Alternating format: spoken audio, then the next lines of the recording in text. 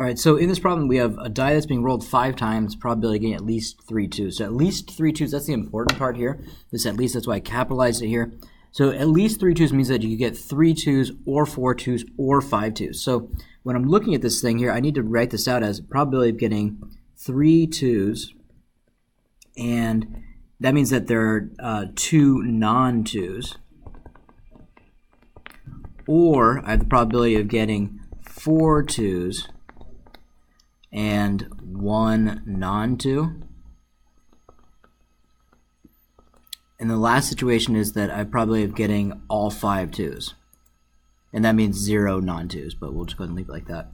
So probability of getting a 2 is going to be 1/6.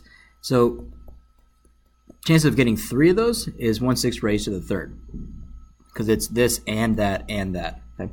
So the chances of getting a non-2, there's 5 non-2 numbers on there, and I have 2 of those that are happening for this first scenario.